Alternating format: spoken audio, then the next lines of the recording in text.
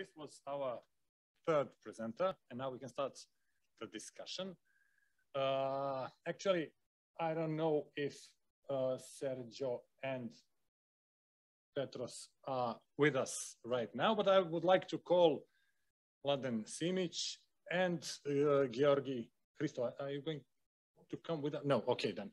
Me and I forgot to introduce myself. My name is Nemanja Branisavljević, and I'm coming from the University of Belgrade, from the Faculty of Civil Engineering. And I will moderate this round table, this discussion. So let's just wait. They are right here, so we can say hello to Petros. And where do I have to look? Aha. Hello, hello. Hi, hello, hello, hello, Petros, hello, Sergio. So I will start this discussion with the aim to put the software developers and the software users much closer than they are now. On one side, we have software developers and the people from the software companies, and on the other side, mostly in the audience, are the people who are present or future software users. If you want to, let's say, develop your asset management strategy in some modern way, you need to use some of the modern software solutions. Anyway, by purchasing, buying, or downloading the software, you just have to make one small step. That's not even the end of the journey. That's just the start of the huge journey that you have to pass to adopt your company to using a new professional software. On the other hand, we have software companies that are developing the softwares that are more or less flexible to customization. And from the software company's point of view, if you make a software too flexible to customization, you will get yourself actually in a more or less nightmare in a customer support or something like or during the future use. So I would like to start this discussion by asking a question to our panelists. How much a water utility have to adapt itself, and in what way to start successfully using your software.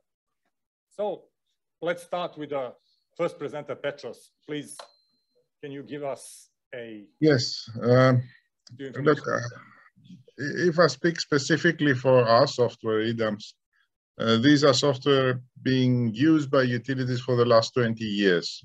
They're being used by more than 100 utilities, so they're extensively customized. Also, they conform to ISO, which is the latest standards. The issue is not so much the customization, that's not the problem. You can adjust the software very much to include or parameterize it to the extent that the utility can cater for most of the needs. The biggest issue is lack of data and lack of procedures that exist in the utility. That will delay the implementation of any system, not ours or any other system. That's always the blockage and the problem. It's not actually the software itself. Thank you, Petros. So there are some, let's say, things and some work to be done by the utilities before it should start adopting new software. I would like to continue with Mladen. Your software solution is highly flexible, so it's more or less general GIS solution with the modules that can be combined in various ways. So what are your experiences about the implementation of the software? Well, in software industry, we hate customization. That's the worst nightmare in our job. So that's we adopted different approach. That's no code approach for software development. No code, that means that as an end user, you don't need someone to customize, to write new lines of code and everything else. You can make changes in the application by configuring it. So you have some application for configuring your application. So that's the approach we use, and we have smaller like building blocks that you can use to combine it and to make application as you like. So instead of creating some complex software solution that can be customized and that solves everything, and usually it solves nothing because nobody wants to use it, and there are at the end only few people in the company use the software, and our principle is completely different. We want our system to be a system of engagement. I told that at the presentation. So we created some small components of the software that can be combined together and implemented by configuring it and without changing the core of the application. Of course, it can be customized, but that's what we try to avoid. Yeah, thanks, Mladen. Sergio, hello. Can you give us a few, let's say, answers? Let's say, answer to the question of the adoption of your software in the utilities. Absolutely. Well, good afternoon, everybody. It's a pleasure to be here. So, first of all, I think the experience from my colleagues that Petros and Mladen is pretty much shared by ourselves. The important thing here is that the software is not really the barrier. The software is there to solve a problem or several problems or to get to outcomes. Yes, it is. If there's no data, then data needs to be procured or generated, and that's a first step. Utilities usually have data. They may not have a lot of data. We have clients that are quite small and may not have a lot of data. We have clients that are quite large. You saw some of them, and they do have a lot of data, but sometimes that becomes a difficulty because the data is scattered in so many different formats and systems. It's hard to get to it. Now, we did design our technology to at least overcome that issue about connecting to data rather than going for integrations, which is always a nightmare. Like Mladen was saying, I think the important thing is to be able to connect to data where they are and use it. I would still go back to the most important point. It's outcomes. Analytical software is not a standard. Utilities know, and everyone knows, all of us, we know what a billing system does. We know what a SCADA system does. We know what a GIS system does. And of course, GIS has enormous capabilities within itself and can develop a lot inside. But those things are recognized. Now, software for analytical outcomes, meaning software that points the utility in the direction of a decision, such as finding certain types of pipes or finding or detecting events in the network, et cetera, et cetera. Now, those softwares are not standardized. And the difficulty there is that it's difficult. The utilities are still not designed to recognize the outcomes. So I'd say the important thing is to try to understand exactly where the utility is trying to go and try to be very clear about how to get to that outcome. From our experience, that's the important point. Thank you all presenters for your answers. I would like now to ask the audience if there are any let's say opinions or experiences on this issue. If not, let's continue our discussion. So you mentioned that the lack of data is usually the major challenge, and I can really say that is true, and collecting data is one of the major parts, collecting and curating data. So we need not just the data, but the data of a good quality. But can you also tell us what else are the most important challenges that should be addressed when you are implementing your software to be used in the utility? So Petros, can you? Yes, as I was saying earlier, lack of data is one issue, but as I mentioned in my presentation, when we're speaking about asset management, we're speaking about implementation of a SAM, of strategic asset management plan. Now, asset management plan is quite a complicated process and procedure.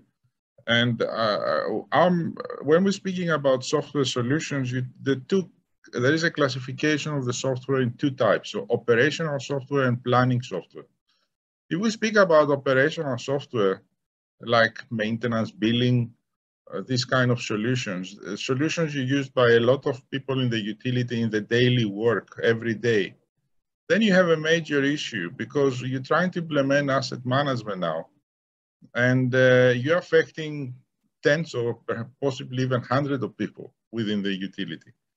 And you're changing the daily routine. And because of that, you have a lot of resistance. So change management and implementation of business processes in asset management implementation, in some implementation, is the biggest barrier, is probably the biggest barrier in implementing asset management procedures. Because it's not good enough, if you're speaking operational software, it's not good enough just to give them or put the software or even find the data. You have to change their operational routines. And that's what the whole ISO recommends, and that's what best practices mean. Thank you. Thank you, thank you. So adapting is, well, what the utilities have to do. Anyway, what about your way of implementing? What are the biggest challenges? Yeah, I agree that the biggest challenge is data, because the software is useless without quality data. That is usually Sergio, his ending slide is perfect for this, because it tells about data silos and everything else. And usually when we speak with utilities, they are actually data rich but information poor. So there is some data in the company and about customers, about billing, about, I don't know, network and everything else, but it is scattered across the company. So you need to integrate everything. And I think the data is the biggest problem, and also cultural problems. So the companies are not willing to change, because every change introduces risks, because they done work in one way, then they don't want to change that. And also, I think also that they are not informed about best practices, and what technology can bring to them. And that's, but that's also our problem. We should inform them, and we should work as a software. Yes, of course, but it shouldn't be one-way street. So there must be a communication and the adoption on the both sides. And this event is also of course. Yeah. Okay, thank you, Mladen. Sergio, what can you tell us about it's a great question. Well, first of all, I totally subscribe to what Petros and Mladen have said. I think yes, I think we all recognize the same problems. I think utilities are built as a critical mission, organizations, meaning operational and attending to what's going on at that minute is always more important than anything else. So it's not easy to change routines, like Petros was saying, to change, to create anything that upsets a routine is seen as more work, and it's a difficulty. There's a barrier to adoption there. These organizations, they are heroes of everyday life. They need to keep the systems going 24/7, and if they don't, they are penalized. So that's 1,000% priority. Everything else takes second place. So when you're trying to introduce a new procedure, or you're trying to, maybe suggest a new way to get the results, or why don't you guys use these data or those data? There's always that problem there, that you're changing something that's almost like a war machine. It's designed to work every day. So that's a big difficulty there, I would say, for any type of new technology. In the case of, obviously, systems like the ones the three of us discussing, I think all of them point to analytical solutions, point to making decisions based on data, making more informed decisions using facts, not beliefs, using facts to make decisions. And it's a process. It's something that needs to be evangelized, and it's a long way. It's not something that's black and white. A lot of utilities see the value. A lot of utilities are really, really good at moving forward. And sometimes you're talking about the smaller utilities with less data, but with great flexibility in moving forward. So that's what happens when you're trying to introduce new ways of doing things. But to be quite honest, I think a little bit like what Petros was saying, we also have the experience of having implemented in large dozens of utilities and different types of data landscapes, and it just works. So experience is there to show that it works, and it's a matter of pursuing it. Yeah, thank you, Sergio. I also saw a lot of successful stories, and even this way we are going to make them happen more often. So we have a comment or question from the audience. Just I will ask Maya, just take a look on the clock. Just give me, I cannot see what the time it is if we cross the deadline. Please. So again, the comments, not question. Okay. In fact, the world today of the water sector are plenty with softwares and with different profiles, operational, management, and fortunately, this can be considered as an engine which needs the right carburant, which are data. So we have a big problem with data over the world. Especially, I can talk a little bit regarding my country, Albania, and this is quite even in the discussion that we do in WAREG, which is the Association of the Economic Regulators, Water Economic Regulators in Europe. It's quite the same problem. So we have to stress the fact that what to do to improve the quality of the data, and this is a big problem, especially for the small utilities which do not have the capacities and the means to have these possibilities to give the right and correct data on that. And in our country, which we have very fragmented profiles of the utilities, we have 57 utilities. Only Tirana and Durrës, which are the capital and the second major city in Albania, which cover most of half of the population. So imagine with the others what is happening. So regarding capacities means in order to have these kind of softwares and after to manage to operate them. As in the point of view of regulators, we are focused in two directions. For these big companies, it needs to make this appropriate management by this kind of softwares. And for the small utilities, still it is something that it needs financial support. But again, regarding the quality of the data, as regulators in the new methodology which are improving now, we insert a chapter regarding the quality of the data evaluation when we evaluate the performance of the utility. That means the final result is translated penalties or bonus. So we classified three categories in regarding the quality of the data: good, medium, and low. And after evaluate the key performance indicators based in four other levels: excellent, good, medium, and low. And the first one can serve as a bonus regarding the proposal that they do for the tariffs. The good one, no bonus, no penalties. And the third and the fourth one, for sure, penalties or financial corrections. So, but anyway, it is not so evident. When we're talking about for the small utilities, really difficulties, and we do our best even to start to have some more accurate data.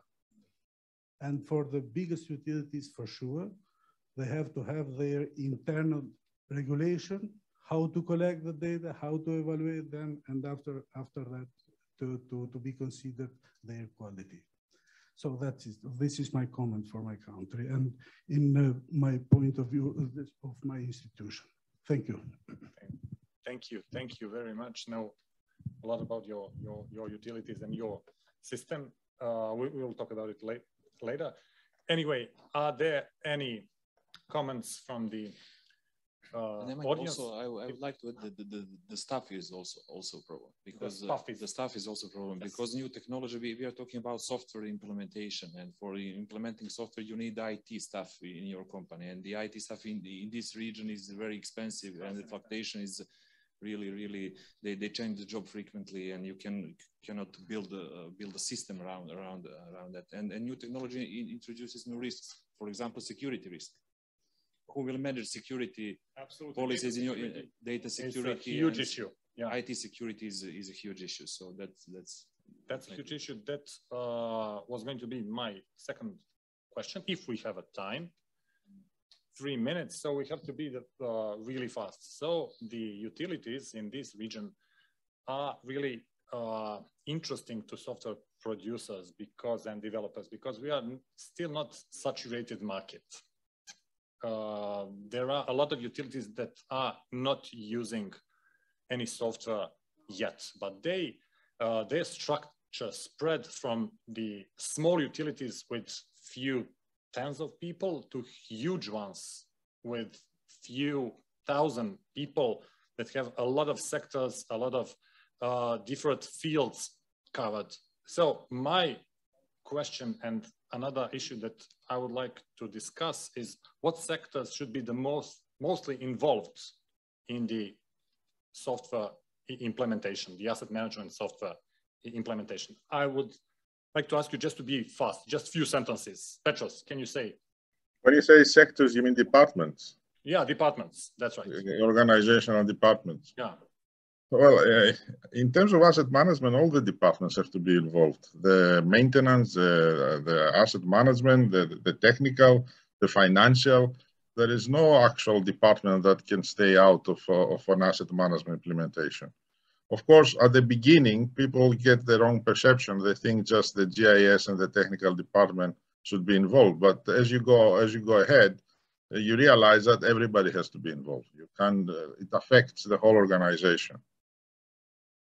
Thanks. Mladen, what's your opinion about that? I agree. I totally agree. Yeah, we traditionally start with GIS departments and IT departments, engineering and so on, but technology changes and now everything moves web, and if something is on the web, it is simple, probably more simple than on the desktop, and it is available to many users, and so I can say that we can also start with some operations, maintenance guys and operations and field operations, and that's that somebody else is then dealing with the data security and everything. Yeah, customer care.